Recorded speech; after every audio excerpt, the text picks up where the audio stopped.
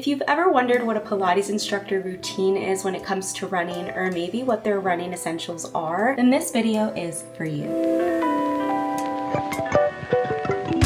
Welcome back to my channel, and if this is the first video of mine that you're watching on my channel, then welcome. My name is Aileen and I'm a certified Pilates instructor from Miami, and I am base training for my first ever marathon. In this video, we're going to be going over my favorite gear, running essentials, how I fuel for my runs before and after, podcasts I listen to, my playlists, and so much more. Be sure to hit the subscribe button for new weekly videos, especially since I will be documenting my entire training process right here on YouTube. So if you're interested in Pilates and running content, then you're in the right place, and I hope you stick around for it all. I'm getting ready to head out now for a 3-mile easy run, and about 45 minutes ago I had my matcha with homemade almond milk and a banana. Generally, my rule of thumb is that if the run is less than an hour, or it's going to take less than an hour, I'll have something very simple, just like a banana. And if it's going to be more than an hour, then of course you get a little more complex into what you're going to eat depending on the mileage. But I'll have a banana with a carb, so like a toast with some almond butter or peanut butter, something like that. I'll definitely talk more about meals and fueling in this series, especially once I actually start marathon training. And now, very quick disclaimer, while I am a Pilates instructor who does Pilates to keep my body healthy and injury free throughout my runs and throughout my trainings, I am in no means a running coach. I actually feel like I know nothing about running. I have been doing a lot of research lately on what an easy run is, interval runs, tempo runs, you've got your long runs of course, and everything else that goes into running. But please just keep in mind to use this video maybe as inspo for the meals I'm gonna have or for running in general. But don't follow exactly what I do, because who knows if it's even correct. I have built a very consistent movement routine over the past several years, which includes Pilates 3 to 4 times a week, 2 times on the mat, and then 1 to 2 times on equipment. Yoga about once a week, and then 2 times a week I will go for a run. On top of that, I do hit my step goals of 8 to 10,000 steps 6 days out of the week. So the routine I'm following now, I did not start from scratch. It was a gradual build up. What I'm going to transition now into while I start marathon base training, it's really important to note that I did not start from scratch. I'm not starting this routine from doing nothing. I'm basically shifting my current movement routine to include more mileage and more running. So that being said, I'm now going to be running 3 to 4 times a week instead of 1 to 2 times a week. I'll do Pilates 1 to 2 times a week and yoga once a week on the weeks that I am feeling it. I won't be too strict with this routine either, except for the running portion. So if there's a week that my body is simply not feeling doing Pilates or doing yoga, it's really important to listen to your body's needs on every week, because it can be different day by day. If you train for a half or a full marathon, then you know how full time it can feel. So it's also really important to prioritize rest. I get about 7 to 8 hours of sleep every single night, and I take about 1 to 2 rest days every single week. And now for a quick reference, I have only ever run one half marathon. It was the Miami half in January of 2023, and my time on that was 2 hours and 23 minutes. I am a slower runner. I'm like very short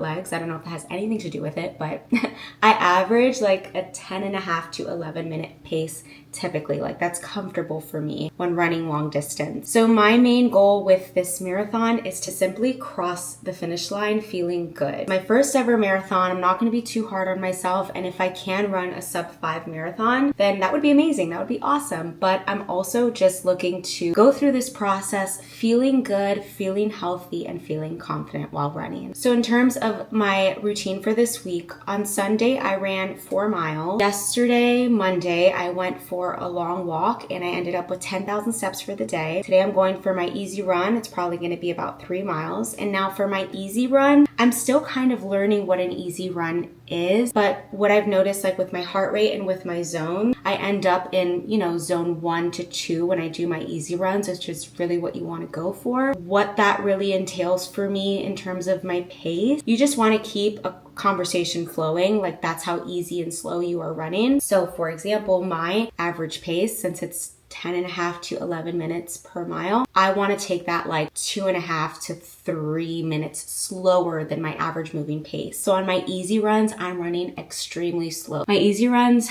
are really hard here in Miami because it gets very, very hot. So if I have to start walking at any point to make sure that my heart rate doesn't get too high, then that's what I have to do. And it's really hard to run slow, but it's really, really good for you in terms of base training and training for a marathon. Tomorrow, I'll probably go for another walk and I'll get my 10,000 steps in. Thursday, I'm going to be filming a Pilates class for my online Pilates studio. Friday, I'll be doing a reformer Pilates class. And Saturday, I will go for another run. This will not be my routine once I start marathon training, but this is just my routine for this week. Nothing in this video is sponsored, by the way. This cap is from Bandit Running. The bra is from Cool Down Running. The color is the Nicole M Runs color, and I don't really follow many running accounts, but I do really enjoy her running content, especially because she doesn't make you feel guilty into feeling like you need to purchase something. She's very vocal about buying something if you are in the market for it, which I really appreciate. My leggings are from Outdoor Voices. They're pretty old. I got them probably like 2.5 years ago, and you're probably thinking, Aileen, what are you doing running in leggings in the summer in Miami?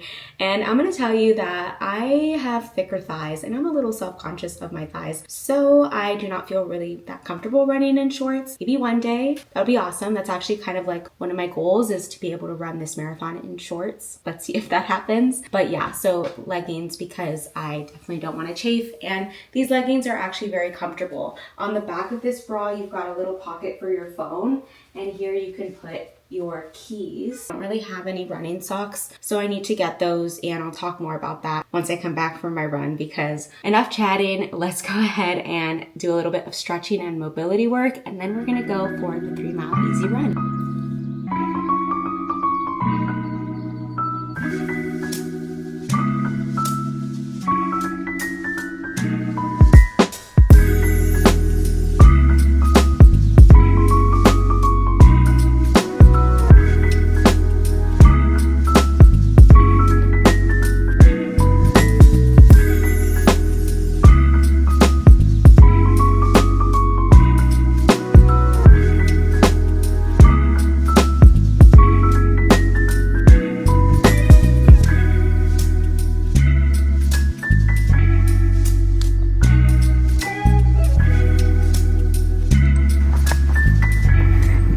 One, all done. About a 13-minute pace. A little breezy. Not too hot right now. May need to walk soon to keep my heart rate down.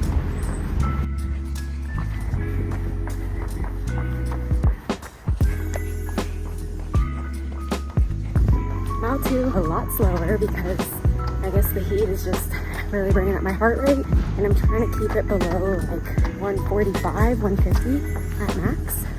One more mile. Might walk a little bit to keep it down, to really focus on zones 1 and 2. Okay, I'm about to finish mile 3. I always like lower or turn off my headphones in a trail like this just to be more aware of my surroundings. But running slow is like really hard, and I don't even know if I'm doing it right. Like, should I be looking at just my pace, making it like 2.5 to 3 minutes slower than my normal pace, or should I look more at my heart rate? Comment below if you know, because I've seen so many mixed things online about this. I don't know if I'm doing this right.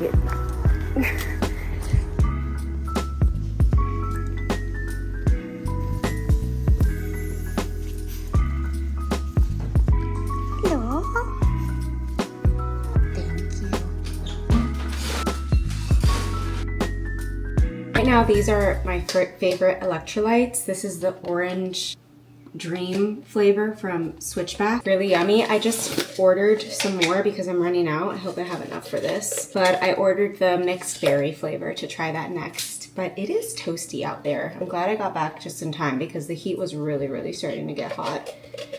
So I'm gonna have some electrolytes now, and then I'm gonna make some breakfast. Usually I will shower before eating after my runs, but since that was such an easy run, I felt like honestly I could have done that for 10 more miles because of how slow I was going. I'm kind of hungry now, and I normally don't get hungry right after the run, but I guess since it was so easy, I don't know, I'm pretty hungry. So I'm gonna eat and then I will shower. So yummy.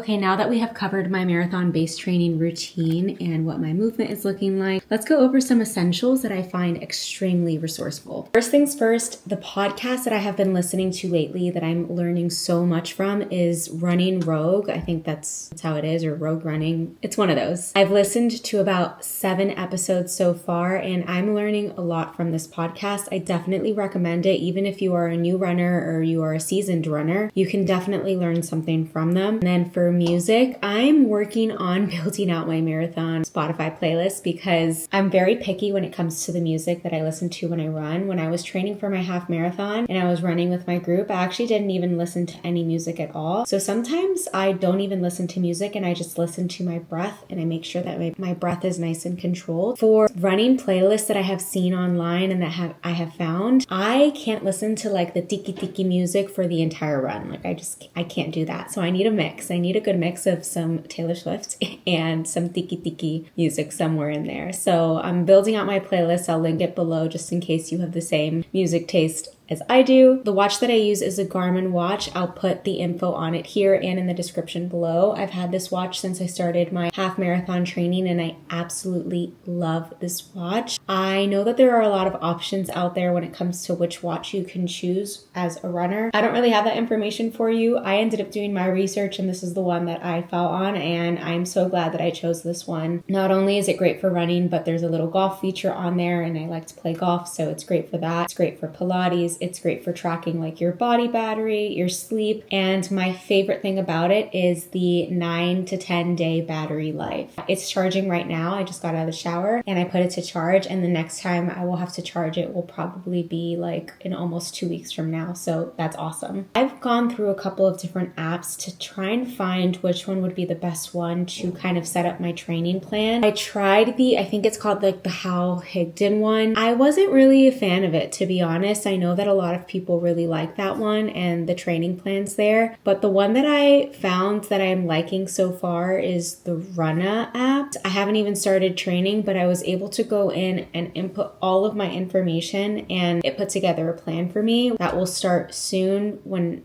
it comes to training and the mileage I should be aiming for every week and for each run. So I'll keep you posted if I end up using that app throughout my marathon training. I already showed you the electrolytes that I love to drink. I'm sure there are other ones that are great out there, but these are just personally the ones that I like. I can't recommend which shoes for you to get because, to be honest, I got fitted for running shoes at my local running store, and I think that every runner should do the same. Everyone has a different foot. So if you go get fitted for a shoe, they will recommend which shoe is going to be best for you. I personally alternate between New Balance and Asics, but right now I'm just using my New Balance a little bit more just because I like them, but I am going to go get some new shoes for this next cycle of training. And what I do is I buy 2 pairs of shoes. I'll use one pair for my weekly runs, like my shorter distance runs, and then one pair for my long runs. So I'll alternate between the two, and that's what I did for half marathon training, and it worked out great. In terms of keeping your body healthy and injury free, I'm a Pilates instructor, so of course I'm gonna want to let you know that Pilates is gonna be amazing for you when it comes to preparing your body for your runs. And I know that not everyone has access to Pilates equipment. I personally love the ladder barrel. It's where I do a lot of my pre and post run stretches in the studio. But if you don't have access to a ladder barrel, which I'm sure you don't because most people don't, you can get a magic circle or even a towel to do some stretches. Now, I experienced major runner's knee and IT band issues before running my first half marathon. And once I started really incorporating Pilates into my routine, I have not experienced any of those issues. And while I was half marathon training, I did not have any issues with my IT band or runner's knee. There are exercises and stretches that I do 3 or 4 times a week, and I'm very consistent with that. So that definitely has played a role into achieving the phase that I'm in now, I guess if you want to call it, where I don't have any knee issues. And I did go to PT for a little bit, and that helped as well. If you can get a little towel or a magic circle and really commit to doing these stretches, and if you have runner's knee or if you experience discomfort in your knees or your IT band while you run, just know that consistency is key, and the more that you work on exercises and your stretches, there is a little light at the end of the tunnel. Trust me, just be patient and rest when you need to, but really prioritize mobility work and stretching whenever you can. From the research that I've done, I haven't gotten any vests straps or belts yet. So while I go through marathon training, that is something that I will be looking into, and I'll keep you posted with which ones I find and I like the best. And then for socks, I'm going to be ordering some features socks. I've done my research and those seem to be the ones that